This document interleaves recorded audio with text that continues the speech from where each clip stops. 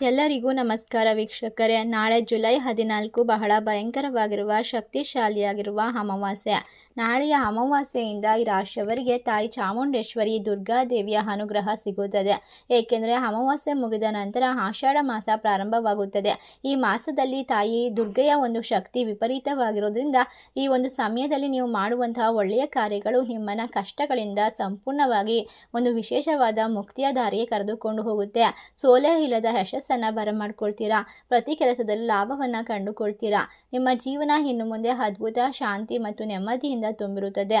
ಒಟ್ಟಾರೆಯಾಗಿ ತಾಯಿ ಚಾಮುಂಡೇಶ್ವರಿಯ ಆಶೀರ್ವಾದಕ್ಕೆ ಪಾತ್ರರಾಗತಕ್ಕಂತಹ ಈ ರಾಶಿಯವರಿಗೆ ಯಾವುದೇ ಸೋಲು ಮತ್ತು ಏಳು ಬೀಳುಗಳನ್ನು ನಿರ್ವಹಿಸಿಕೊಂಡು ಮುಂದಕ್ಕೆ ಹೋಗುವಂತಹ ಸಮಯ. ಹಾಗಾದರೆ ಯಾವ ರಾಶಿಯವರು ಅತ್ಯಂತ ವಿಶೇಷವಾಗಿರುವಂತಹ ಲಾಭವನ್ನು ಗಳಿಸಿಕೊಳ್ತಾರೆ, ನೆಮ್ಮದಿಯನ್ನು ಕಂಡುಕೊಳ್ತಾರೆ, ಇವತ್ತಿನ ವಿಡಿಯೋದಲ್ಲಿ ಸಂಪೂರ್ಣವಾಗಿ ನೋಡ್ತಾ ಹೋಗೋಣ. ಅದಕ್ಕೂ ಮುನ್ನ ನೀವು ಕೂಡ ದೇವರು ಹಾಗೂ ಜ್ಯೋತಿಷ್ಯ ಶಾಸ್ತ್ರವನ್ನು ನಂಬೋದಾದರೆ ಈಗಲೇ ವಿಡಿಯೋಗೆ ಒಂದು ಲೈಕ್ ಕೊಟ್ಟು ತಪ್ಪದೆ ನಮ್ಮ ಚಾನಲ್ನ ಸಬ್ಸ್ಕ್ರೈಬ್ ಮಾಡಿ. ಹಾಗೆ ಪಕ್ಕದಲ್ಲಿ ಇರುವಂಥ ಬೆಲ್ ಐಕನ್ನ ಪ್ರೆಸ್ ಮಾಡಿ. ಓಂ ತಾಯಿ ಚಾಮುಂಡೇಶ್ವರಿ ನಮಃ ಎಂದು ಕಮೆಂಟ್ ಮಾಡಿ. ಹೌದು ಸ್ನೇಹಿತರೆ, ಈ ರಾಶಿಯವರಿಗೆ ಸಾಲ ಬಾಧೆಯಿಂದ ಸಂಪೂರ್ಣವಾಗಿ ಪರಿಹಾರ ಸಿಗುತ್ತೆ. ಹೊಸದಾದ ಉದ್ಯೋಗ ಅವಕಾಶ ಸಿಗುತ್ತದೆ.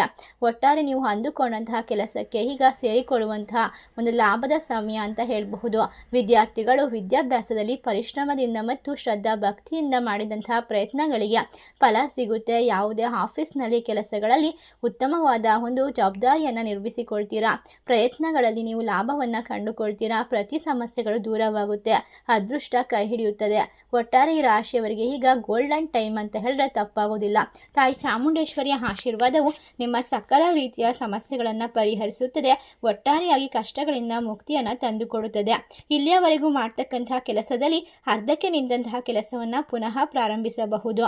ಈ ಸಮಯದಲ್ಲಿ ಉಳಿತಾಯವನ್ನು ಮಾಡೋದ್ರಿಂದ ಹಣಕಾಸಿನ ಪರಿಸ್ಥಿತಿಯಲ್ಲಿ ಉತ್ತಮವಾಗಿರುವಂತಹ ಲಾಭವನ್ನು ಮತ್ತು ಶ್ರೀಮಂತಿಕೆಯನ್ನು ಗಳಿಸಿಕೊಳ್ಳಬಹುದು.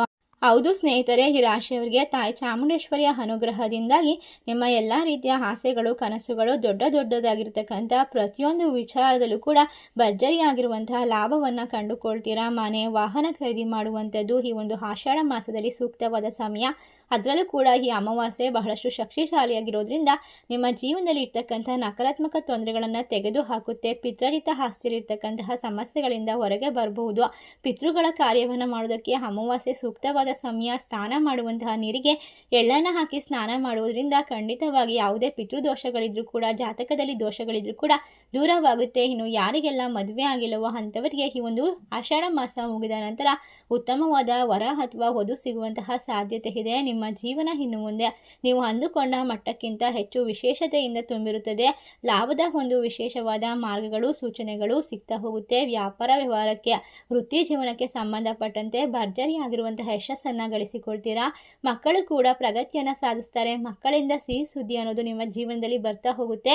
ಒಟ್ಟಾರೆಯಾಗಿ ಸಮಯದಲ್ಲಿ ಬರ್ತಕ್ಕಂಥ ಪ್ರತಿಯೊಂದು ಸಂತೋಷವನ್ನು ಕೂಡ ವಿಶೇಷವಾದ ಮಾರ್ಗದಿಂದ ಅನುಸರಿಸಿ ನಿಮ್ಮ ಜೀವನದಲ್ಲಿ ಸಂಪೂರ್ಣವಾಗಿ ಲಾಭವನ್ನು ಕಂಡುಕೊಳ್ಬಹುದು. ಕುಟುಂಬದಲ್ಲಿ ಇರ್ತಕ್ಕಂಥ ಮನಸ್ತಾಪ, ಜಗಳ ದೂರವಾಗುತ್ತೆ.